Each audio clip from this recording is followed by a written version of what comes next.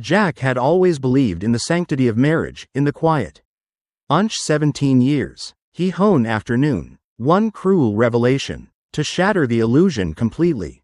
When Jack arrived home to find a moving truck in the driveway.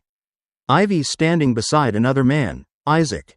Her so-called true love, directing movers as if Jack's life was nothing more than furniture to be discarded. The weight of betrayal crushed him. But the real knife to the heart came later, when he looked into Emily's eyes, searching for some kind of understanding, some kind of loyalty. Instead, she shrugged, as if it didn't matter. Mom never really loved you. Dad, you were just the safe choice. Jack felt his breath leave his body, as if he had been punched in the gut. All those nights tucking her in, all the sacrifices, the love, the moments, they meant nothing to her. In that moment, he realized he had been a guest in his own family. A placeholder, someone easily replaced. Jack had always prided himself on being a calm and rational man. But as he stood in his own driveway, watching strangers haul away the pieces of his life, his hands clenched into fists. The betrayal was not just in Ivy's actions, not just in the way she stood beside Isaac, directing the movers like she was reorganizing her wardrobe rather than dismantling their home. No, what cut deeper was the ease with which she erased him. The casual way she cast him aside as if their 17 years together were an inconvenience rather than a life they had built. Then came Emily, his daughter, his pride, his reason for pushing through every hardship. When he turned to her, desperate for even a flicker of loyalty, of understanding, he found none. Instead, she gave him a look that made his stomach twist. She had known. For months, Ivy had been preparing for this, and Emily had been part of the secret. Mom told me everything, she said, her voice far too casual for the weight of what she was saying. Isaac is her true love. You were just safe. Just safe. Jack felt his world tilt. The home he had cherished, the daughter he had adored, the marriage he had fought for, it had all been a lie. A beautifully crafted illusion that had finally shattered. And as he watched Ivy and Isaac laugh together, as if he had never existed, something inside him shifted. This was war. Jack had always believed that love, real love, was about commitment, about standing firm when things got difficult, about choosing your partner over and over again. He had chosen Ivy every day for 17 years. But now, as he sat across from his lawyer, reviewing the divorce papers, he realized that she had never truly chosen him. Not once. The process was swift, clinical, just signatures on pages that reduced their life together to legal transactions. Ivy's face, once so familiar, was unreadable as she flipped through the documents. He saw her throat tighten when she reached the part that mattered most. There was nothing for her to take. The house wasn't in his name, it had always belonged to his mother. Hazel. The accounts? He had drained them before she could. The alimony? Impossible. They made nearly the same salary. Her hands trembled slightly as she looked up at him. This isn't fair, she whispered. Jack only smirked, tilting his head. Oh, you thought you'd take everything and walk away happy? You thought I'd make it easy? Ivy's lips parted, but no words came. He could see it, the panic. The realization that her perfect plan had unraveled. She had been so focused on escaping him for Isaac that she never imagined he would fight back. Jack leaned back, exhaling slowly. You get nothing, Ivy. Just like I did. Just like I was to you. Nothing. And for the first time in weeks, he felt whole again. Emily sat stiffly on the witness stand, her hands clasped together so tightly her knuckles were white. The courtroom was silent, waiting for her response. Across the room, Jack sat motionless, his expression unreadable. He hadn't looked at her once. Not when she entered, not when she took her seat, not even now, as she struggled to find the words to defend herself. Ron, Jack's lawyer, leaned forward, his voice steady but firm. Emily, let's be clear. You supported your mother's decision to leave your father. Didn't you? Emily swallowed hard. Her voice was barely above a whisper. Yes. Ron nodded, pacing slightly. You even said your mother deserved to be with her true love. That Jack was just a good, safe choice. stopgap arrangement. He let the words linger, watching as Emily winced. She glanced at Jack, hoping for some kind of reassurance. But his gaze remained fixed forward, cold and distant. Ron pressed on. And now that your mother and Isaac have abandoned you, you want Jack to take you back, to love you, to be there for you. He paused, letting the weight of his words sink in.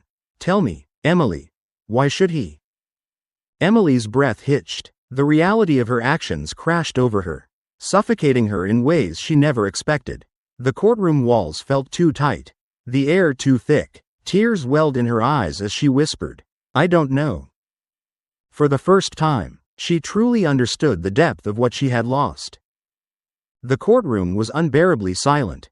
Emily sat frozen in her seat, her father's absence weighing on her like an unbearable force.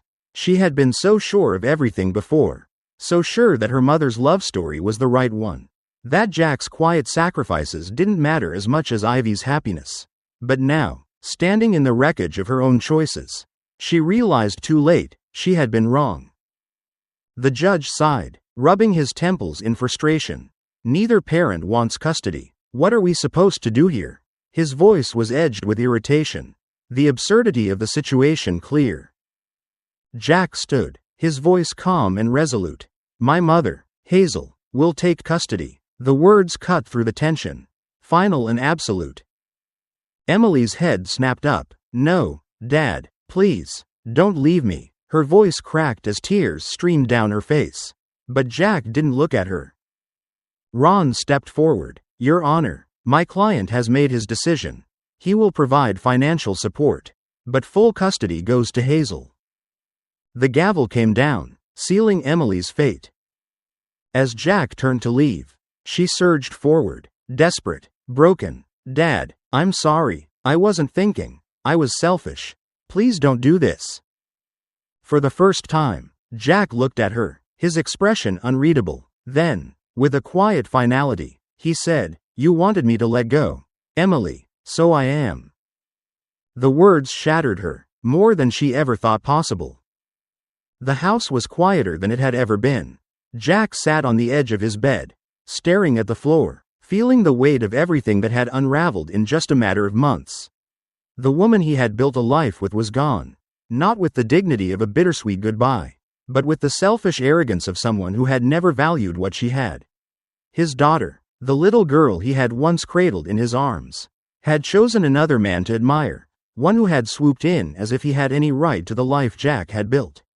And yet, despite the heartbreak, despite the betrayal, there was something else settling in the quiet spaces between his thoughts. A strange, unfamiliar lightness. For the first time in years, Jack wasn't fighting for something that was never truly his. He wasn't clinging to a marriage that had long since become a facade. He wasn't holding onto a daughter who had pushed him aside like an afterthought.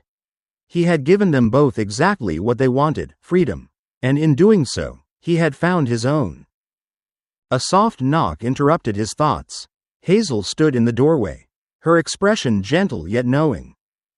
She'll come around, she said softly. Jack exhaled. Maybe. Hazel stepped forward, resting a hand on his shoulder. And if she doesn't? Jack met his mother's eyes. A small, weary smile forming. Then I'll still be okay. The days turned into weeks, and Jack found himself settling into a life that no longer felt like borrowed time. He wasn't just surviving, he was living. Work felt less like an obligation and more like a purpose. His home, once filled with echoes of betrayal, had become his sanctuary, and perhaps most surprising of all, Julia had quietly woven herself into his world. She didn't push, didn't demand, but she was there, in the way she filled his kitchen with warmth, in the way she listened without judgment, in the way her laughter softened the sharp edges of his past.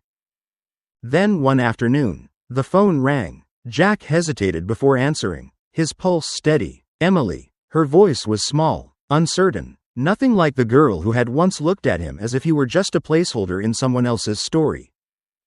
Dad, I was wrong. Jack leaned against the counter, exhaling slowly. I know. Silence stretched between them, heavy but no longer unbridgeable. I don't deserve your forgiveness.